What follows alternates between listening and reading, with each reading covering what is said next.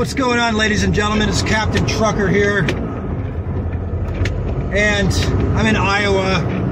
I just got out of some snowfall. But anyway, what I want to talk about in this video is why it's good for expats to escape to the Philippines if they want to get away from the toxic social and political climate of modern day America. So if any of you have been sleeping under a rock the past 5-10 years, or maybe longer, it's become a very hostile social and political climate in the great United States of America. It really has. It's become divided, as they say. And I guess they have like this two-party system, which is like, I guess by default, pitting people against each other. So, not sure how that works. But anyway, the reason I'm talking about that is because, you know, a lot of like older retirees, they want to get away from everything. They don't want to deal with the drama. They don't want to deal with all the social issues. Like, they want to retire, man. They want to be happy. They want to enjoy their life. They want peace. So that's why, like, expats in the Philippines, a lot of them that pair up together, they don't really talk about politics domestically or back in their home country and so forth. And it's a good idea that they don't. And especially, you don't want to get involved in politics, obviously, if you're a visitor in a foreign country. That's a very bad idea. But anyway, the reason I was bringing this up is, you know, when I first started this channel, I had sort of an old acquaintance, like someone I kind of grew up with in the neighborhood, sort of a peer, I guess, from back in the day. And I call him Charles. It's not really his real name, it's an alias for his protection and everything. So when I first started the channel, Charles was like always hammering me about, I don't know, he thought that I was, he's one of these people, like, how do I put it? You know, it's a good idea for people to get involved, like in social issues in their home country and so forth, and I have nothing against that, but I've seen a certain toxic behavior of people that become sort of extremely involved in whatever party they're in. I mean, I've seen, you know, this in the whatever Democrats and Republicans on both sides. And when they start becoming extremely involved and zealous, they can only see the world and then people through that sort of lens, you know what I mean? And it kind of becomes problematic because, you know, a man like Charles identifies himself as an American Christian, and I do as well. I identify with it. But I try not to bleed that stuff over into politics, and I just find it odd. So, you know, Charles gets very hostile and aggressive and combative. So I hadn't heard from him in a long time. He was actually dormant. And then he resurfaced again, presumably because he's been, I don't know, watching videos and so forth that I've been making. And he sends me a message and he's like, he said, "You dumb mother effer, you're supporting people moving to a country with an apostate Catholic Church." like, dude, I mean, first of all, I consider myself like an, you know, whatever, independent, if that's even possible. But so I was like, Charles, listen, Charles, if you can, please listen. I was a father in a jungle in a foreign country known as the Philippines, okay? And I was just trying to be a good father in the community, in the country my son lives in, and I thought, you know, we'll do a YouTube channel and we'll vlog and we'll talk about life and philosophy and human behavior, and we'll talk about foreigners and expats that come to this country and stuff like that. And, you know, hopefully we'll try to encourage, like, better groups of tourists in the future, because, well, there's a lot of decent expats. I mean, we got to be totally honest. I mean, I saw some stuff that was not just cringeworthy, but borderline, I don't know, criminal possibly? I mean, I saw a lot of, there's some people coming to these countries taking advantage of young women, throwing their money around, and I didn't think it's very appropriate. And I think any decent father would sort of, you know, speak out against stuff like that in his son's country, in his native land, so to speak.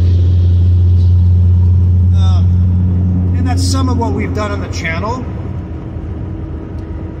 And, you know, some people just don't get it. And what's interesting about people like Charles is, and other Americans, is like they have this mentality that the world is somehow jealous of them and hates them because him, for instance, would be like, he thinks legitimately the rest of the world hates him because he's a wealthy white American, okay? And I've tried to explain to him, I said, Charles, like, people don't dislike you because you're a wealthy white guy. They may not like you because you're an a-hole. There's a big difference.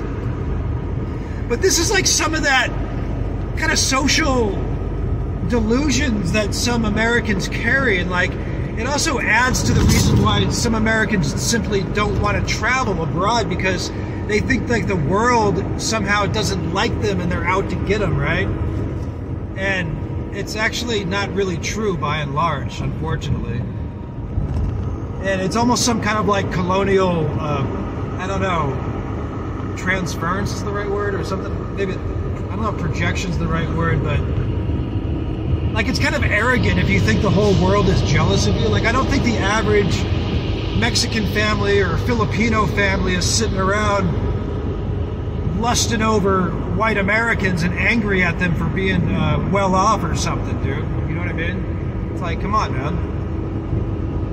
But anyway, I guess that's how that conversation went. Got pretty toxic pretty quick. And I was talking, you know, before about sort of getting rid of like toxic people out of your life and so forth. But you know, some of them, they've been around so long, you just don't really want to like stop talking to them. Like I kind of, you know, we grew up in similar neighborhoods and stuff. And it's just somebody you've known a long time. I don't dislike the dude, but yeah, like I find after talking to him, like the blood drained from my face and I have like weird dreams. But I know like people like Charles, for instance, he'll go overseas and like he'll visit foreign places, right? And he's the type of person, and people, some people like him, like they would go be visitors in these countries and they'll start preaching their, you know, politics and stuff, and then they'll even sleep with like 35 women, and then they'll kind of go home and be like, oh, you know what, maybe I shouldn't have done that. Maybe that wasn't a good representation of our people. And it's like, yeah, no kidding. I don't know, man. I don't get it. I just don't get it. And I've talked about like this kind of stuff in groups on the channel before. Like people need groups to kind of scapegoat. Like that's what fuels some groups' power and stuff. And like they do the same thing the way people sometimes perceive foreign countries, but also even the way our fellow Americans will even look at expats, you know, like they tend to look down on them. They look at some of them as like failures in their home country, or sometimes apparently even traitors, which is quite ridiculous. I mean, most Americans don't even understand what the term expat means. Some of them think it means expatriate, like an expatriate. No, it means expatriate. It's basically somebody, they're living outside of their native country for work reasons or other reasons and stuff like that, whether it's temporary or long-term. You know, some of them are called, well, I mean, like, they reverse it too, because, like, Spanish people that would come here from Mexico, they would call them immigrants, for instance. So there's, like, a debate over, you know, what's the difference between an expat and an immigrant, right? I mean, they both oftentimes, or may work and pay taxes sometimes, or not, but they're essentially the same thing. But I guess expatriate, they sort of use that as a more glorified term for Westerners from, I guess, wealthier countries generally. It seems to have a better connotation to it, a more romantic appeal. Expatriate.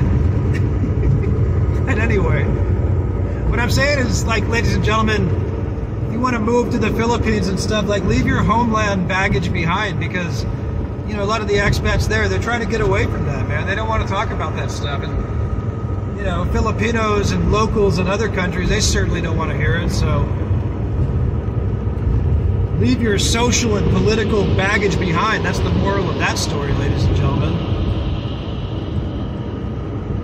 But yeah, but back to Charles, and what I was saying is people that go these extreme ways, whether they're, you know, these Democrats or Republicans or whatnot, they start to bleed like their religion into politics, really. And like, I don't understand it, because I don't remember in the Bible where it says thou shalt worship and, you know, vote for thy Republican type of thing. It's like, no, man, we're seeking God. We're seeking God. Like, I personally don't worship flags or countries, okay? And there's nothing wrong with that. And there's also nothing wrong with taking part in your community as an American and voting and encouraging people to vote and so forth. Like, that's all okay. But keep it in perspective, man. The world's not out to get you. You know? And it's just really interesting. Because people like Charles, they'll tend to isolate themselves. You know, it's like a real snobbery, really. I mean, but it's a snobbery of, like, not a proper snob. It's the snobbery of, like an expense account man, or a man who wants to be an elitist or something, and maybe he's not. I don't know. It's strange. I mean, it obviously stems from somewhere in childhood, I would imagine. But yeah, back to that. I mean, sorry, it's like, I'm not mixing these things, man. It's like, I just don't envision, like, if the Son of God was here in the modern day, you know, him hanging out at the country club, drinking lemonade with Caesar, complaining about those darn immigrants. I don't see it, okay? I think the message was of redemption, forgiveness, compassion, forgiving those who hurt you, love, okay? That's the Savior's message. It wasn't like, go swing your flag and look down on the rest of the world and be filled with anger and hatred towards people that aren't like you, okay? So that's not going to fly. And it's certainly not going to fly as an expat in foreign countries, so you guys, I recommend leaving that baggage behind. And again, I'm not picking on any like, political party, okay? That's not my deal. I don't even talk about politics on this channel. It's just, this kind of resurfaced recently, and it's something I wanted to address. You know what we should do as expats? I had this idea, maybe like some of the subscribers and us one day, we could donate money to a good group of Filipinos, and, you know, maybe they could buy a big piece of land, the Filipinos on this island, and they can own it, and we can be visitors, and we'll have them name it like Expat Island. Expat Island, Philippines, with Captain Trucker and friends. Now, I don't want to be like the leader of it or anything. I have no desire to be like a ruler of anything or anything like that. That's not my cup of tea.